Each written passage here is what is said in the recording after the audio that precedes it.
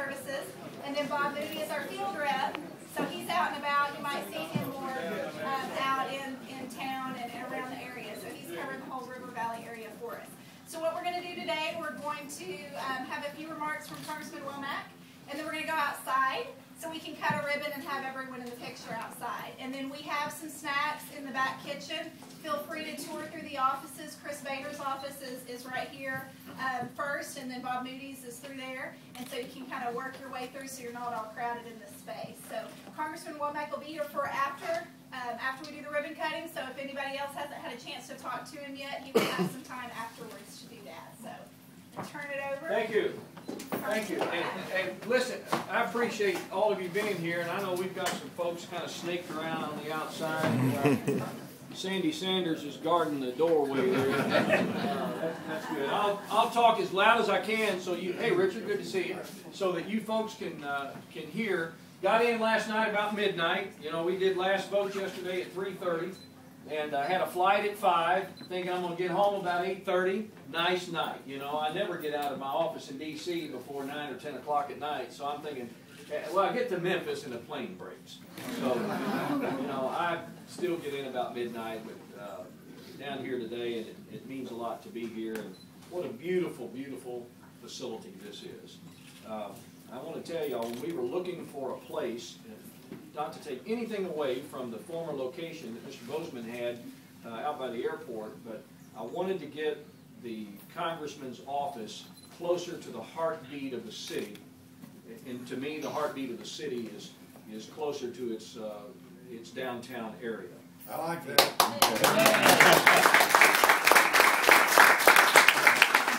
So we put a couple of feelers out, and Fred Williams found out, and so he approached me and said, hey, I got a place that I think would be just right for you. And so we came down and looked at it, and I'll tell you the story. The first thing I said to him was, Fred, I'd love to be in there, I just can't afford it.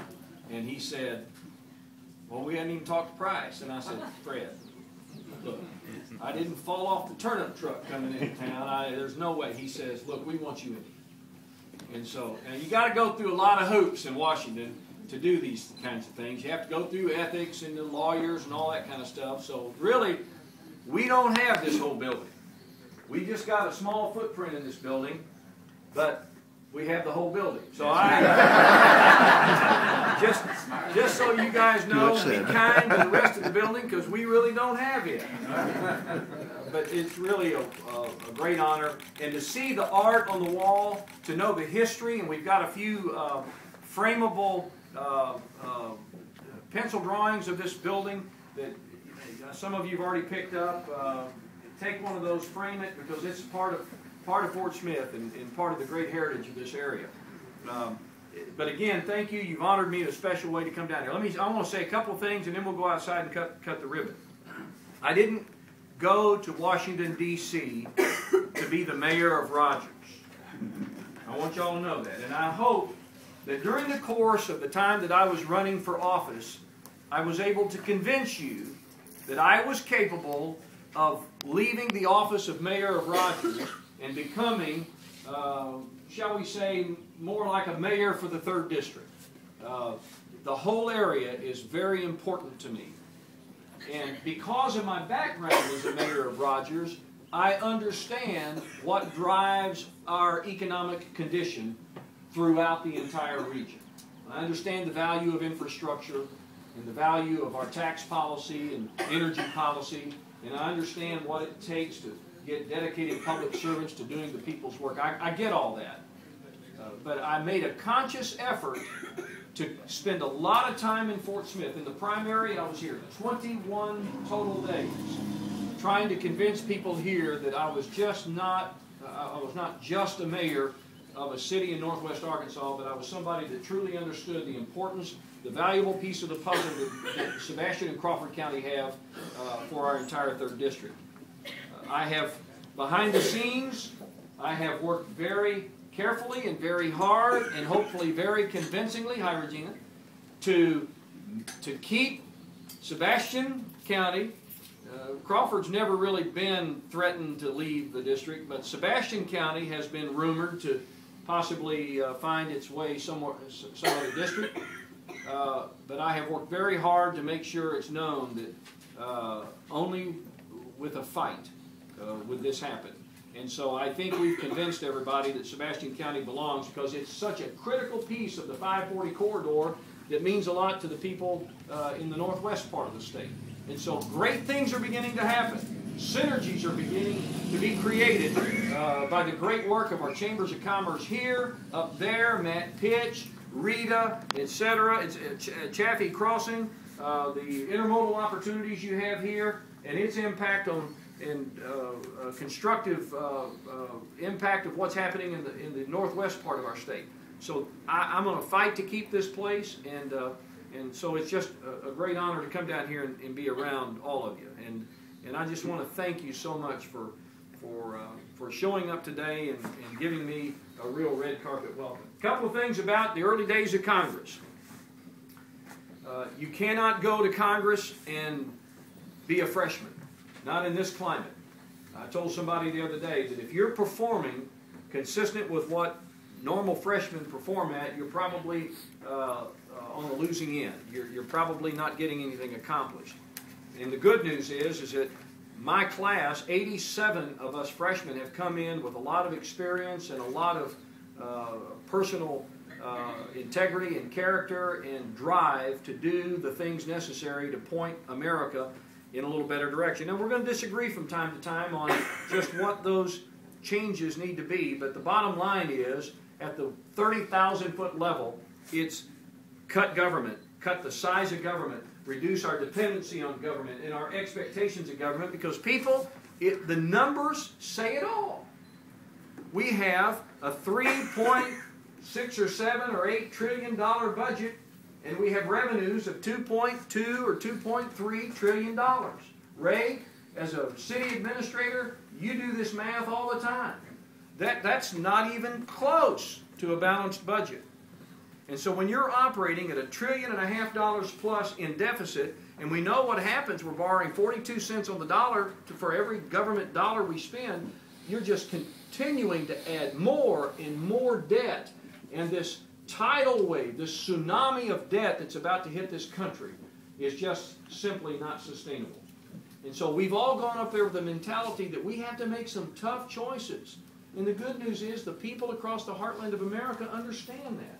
They've done the math, and they know that we've got to share in some sacrifice here if we're going to put our country back on a sustainable path. Now, a lot of you in here, like I do, have grandkids. Mine's 4 years old. And this young man, he doesn't know the first thing about the health care law or about energy policy or about issues affecting labor and the EPA and those kinds of things. All these things that just continue to choke us to death. But and he doesn't understand that right now, as it stands today, he's got a $45,000 bill due to the United States government. That's his share of this debt. And it's going to get higher and higher and higher. And folks, I didn't go to Washington to play patty cake about that. I went out there to try to make a difference and do the right and responsible thing, the morally responsible thing, and that is to trim government, because the more you trim government, the more you reduce the expectation and the dependency on government, the more freedoms we're going to have. And that's what that Constitution is all about. So we went up there to make that difference.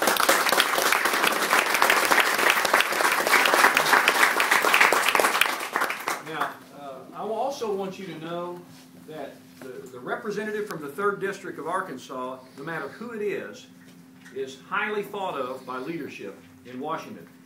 Our district commands great respect by the people, the highest ranking and the most influential people in the free world.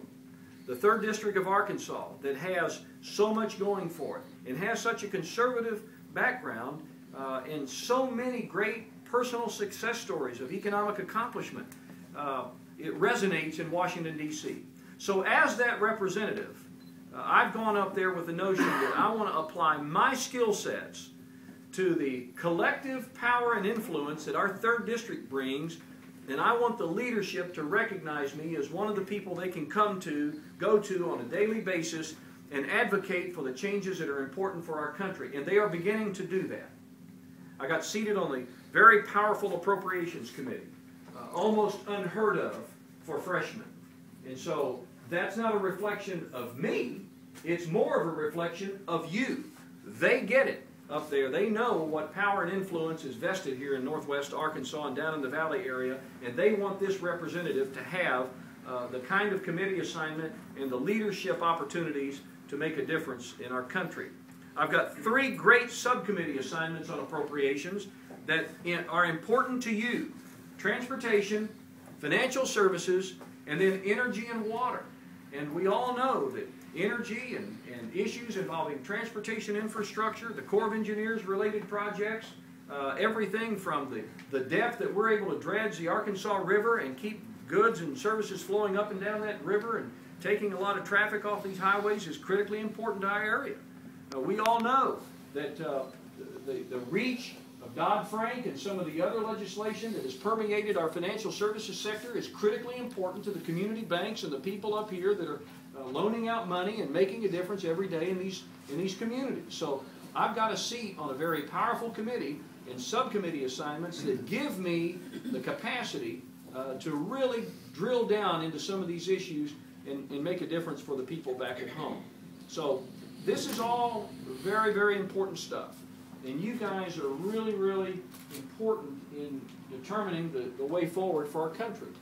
And so let me just end it there and say how honored and privileged I am on a daily basis to wake up in Washington, D.C., to go to Capitol Hill and to vote. And I didn't bring my vote card with me. I like to do this because in that little vote card with my picture on it is a very, very powerful vote for the things that are right for this country. And it's just an honor and a privilege every day to go up there and represent you. The other thing I want to say is for all of you that from one time or another may plan to come to Washington, D.C., one of the best things I get a chance to do is to escort you around, show you some of the inside baseball of Washington. Now, a few of you have already been up there. There's a few in this room that have been up there recently. And you'll notice, put your hand up if you've been up there recently. And Jim Patridge was, yeah, some of you guys, Rob, know that we got a chance to go do some stuff that you can't do unless you're in the majority. You can't go out on the speaker's balcony and overlook the National Mall, as some of these folks have done recently, if you're not in the majority. So one of my jobs, I think, inherent to my responsibility, is to continue to do the things necessary to promote a majority of opinion on our side of the ledger, and because I think we're the ones that have the best ideas and way forward for our country.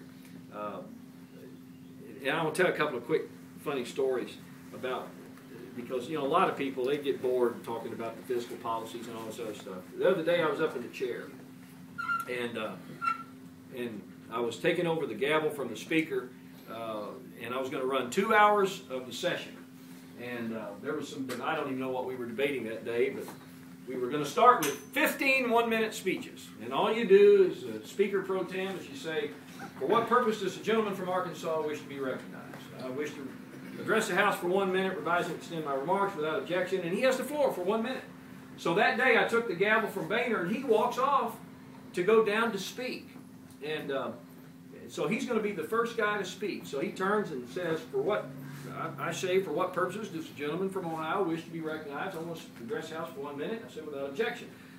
And so I know that my next move is going to be to recognize the next speaker on the right, who's going to be a Democrat. And there's 3 Democrats sitting right next to each other. They're all men. And so I know that the next thing I'm going to do once Boehner's finished is I'm going to recognize a gentleman from California. So I've got this in my mind. I'm ready. And Boehner turns, Boehner's giving this glowing speech on behalf of a lady that's about to retire, 35 years in the clerk's office.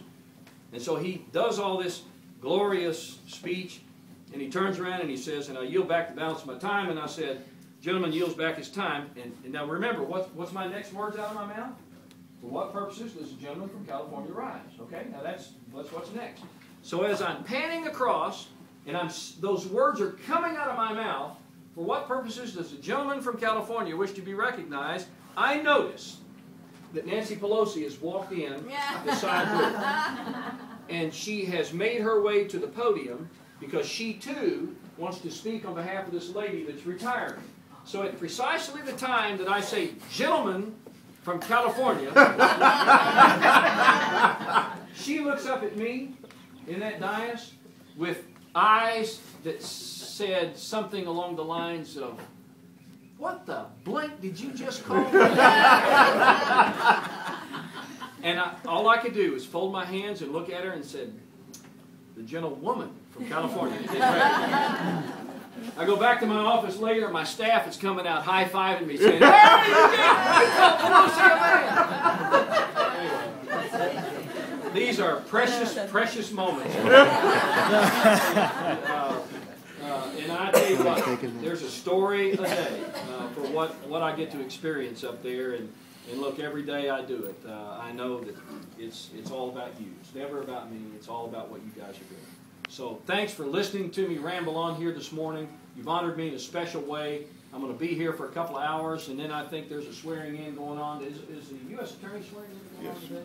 I think we're going to run over for that. I promised Sharon that I'm going to go over there to the see if they're working at the county offices today. I know it's Friday afternoon, and y'all are usually on the golf course about 3, aren't you? The judge is. Oh, the judge.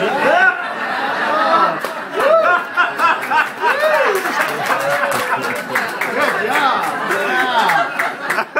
Look at him. But anyway, I'm gonna go visit the county. He needs a fourth. Yeah, there's a new tea time cleared up because he's gonna be at the county. And then I got to head back tonight. We got somewhat of a quiet weekend, and I'll be back down a little later on to visit with you guys even more. Please use the office.